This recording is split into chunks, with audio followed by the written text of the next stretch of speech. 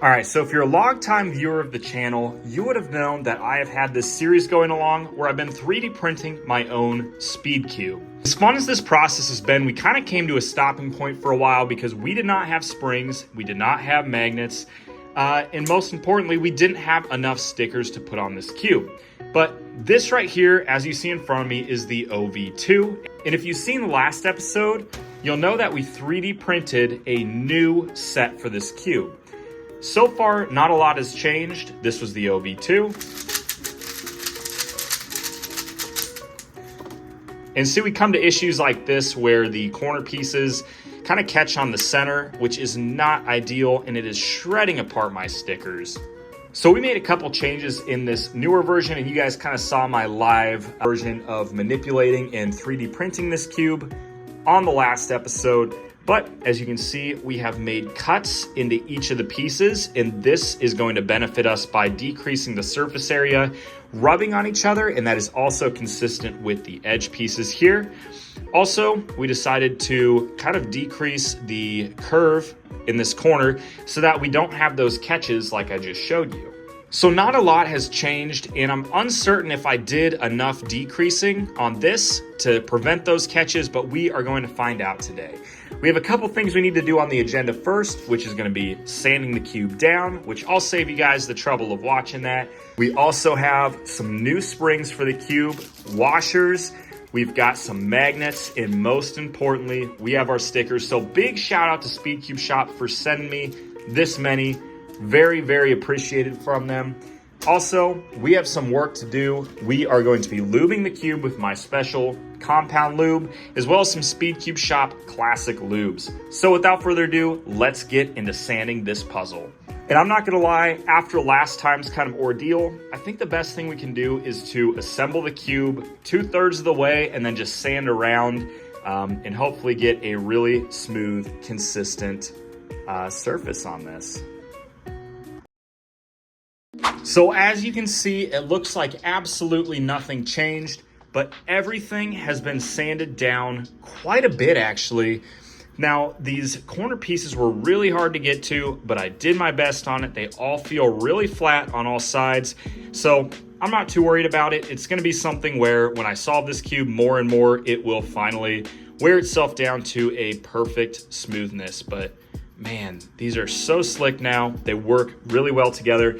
So the next step we're gonna have to do is put our magnets in, which if you guys saw last episode, you'll know that our magnets are just a little bit too big for these. So I'm gonna see what kind of finagling I can do to get magnets into all of these pieces. And again, we'll be right back. All right, so my desk is an absolute mess, and we officially have one magnet in the piece. And as you can see, the piece is a little bit mangled and the magnet is sticking out. I only could think of one kind of not so cool way to get the magnets in. And with the way the pieces are turning out, I'm uncertain how good this is gonna be. But as we do on the channel, we're just gonna keep going with it and see where it takes us. But basically, I have this whole system of getting these pieces ready to go. And fortunately, this one turned out a little bit better than the other one. And if you guys haven't guessed it yet, what I'm doing is I am slowly melting the piece and then fitting the magnet into it. So I just wanted to take a chance and show you guys my process here. So this piece, for example, as you can see, I am putting my magnets here and it does not fit, and I don't want to force too hard and break the piece. So here I go. I'll heat the piece up for roughly like 5 to 10 seconds here. And once it starts turning into a darker black, I'll just kind of forcefully kind of push the magnet in there, kind of widen the piece out, heat it up again, get it just hot enough. Then we'll push the magnets back into the piece like that, and then we have a pretty flush fit. So as you can see here, it's kind of bubbling up the outside of the piece, which is no big deal. Once I get this thing fully assembled, I will just sand this down. But I'm doing that and then Gorilla Gluing the magnets in. So hopefully this has potential to be a good cube, but with the way the pieces are kind of melting, I'm unsure. But again, we're gonna keep going with this process and just kind of see where it takes us. All right, guys, I admit it was stupid. not a good idea. So our pieces are just melting way too much. I'm inhaling too much burnt plastic, and I actually set off my smoke alarm in my house. So we're gonna stop doing these magnets. I don't think it's worth it. We need to redesign this cube for the OV4 and make it just a little bit bigger so we don't have to worry about burning the piece, melting the piece. We don't have to worry about my lungs inhaling all of the plastic. So I'm gonna take all these magnets out just like that actually.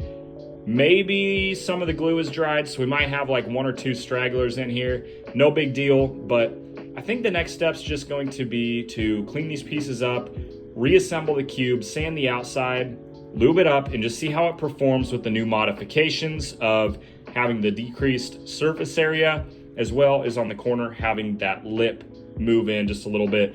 We're going to take this apart and see where we get.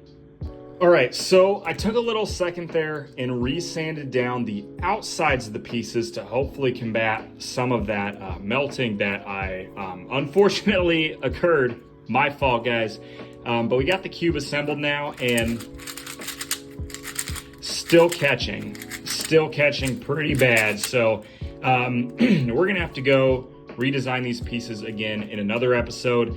But for the sake of this episode, I wanted to put stickers on this thing and kind of get the inside lubed and set up just to see how it performs, see how it looks. So first off, we have to peel off all of these stickers from the base core we're using. And yeah, so one thing I did want to mention is that I know this series can be pretty boring because all we're doing is working on these pieces, nothing for the core yet. We don't have any magnets in this thing, unfortunately. But every variation we do of this cube is one step closer to greatness. First step is to get the pieces just right. That way we can go ahead and move on to the core. And so I appreciate you guys for sticking around in this series if you've made it this far. And hopefully you guys understand the importance of getting everything right and down to a T before we move on. So with that being said, I'm gonna rip these stickers off and put on our new sticker set straight from Speedcube shop. So let's go ahead and get to it.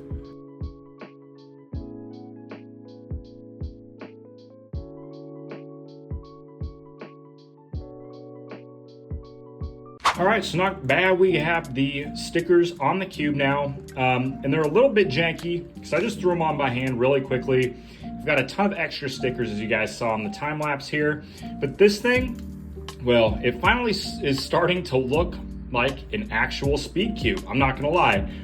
Now, does it perform like an actual Speedcube? We're getting there. We're getting there. So we're still having some catching issues just like we were in the OV2. So we're gonna have to make, again, some major piece changes for the OV4 now. So a couple other things I wanted to do before I went ahead and started making the OV4. We have our special compound lubricant. I just wanted to throw a big chunk of this just in the center to see if anything would help. And this is a little bit heavier of a lubricant. And the reason I'm doing this is because the plastic is very, very brittle and very thirsty, which means that if we put like Maru lube in here, it's just going to freaking absorb all of the lube, which is not what we want. So let's mix this thing around and see if that lube sticks in it at all. So, and I can already tell this thing is getting a little bit more smooth. I think the biggest issue right now is just the pieces locking onto one another, which is something I'm gonna really have to dive into and refine in the OV4. But for the sake of this video, before I end it, I wanted to do a quick solve and just kind of see how good I am with this cube. So with the normal Rubik's Cube, I can solve it in around 20 to 30 seconds. With a really bad Rubik's brand, I can solve it in around 60 seconds. I think that this is gonna lie somewhere between the two, but just a quick hand scramble later, and let's solve this thing.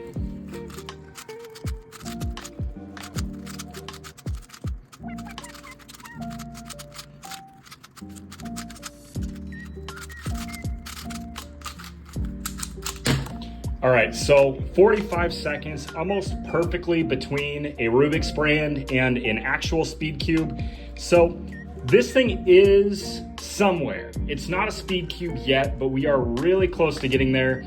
I'm hoping once I refine the piece one more time, make the magnet holes big enough to fit the magnets in, and sand the pieces down on the next version, I think that we will have a lot better of the cube. Magnets will help with the alignment, and then shaving down the corner piece a little bit will help with the catching. And then we can move on to the core. I know a lot of you guys have been waiting to see the core, so coming soon. If you guys made it to this point in the video, comment bubbly stickers in the comment section to confuse absolutely everybody who didn't watch the whole video. Appreciate y'all for making it to this point. With that being said, take care.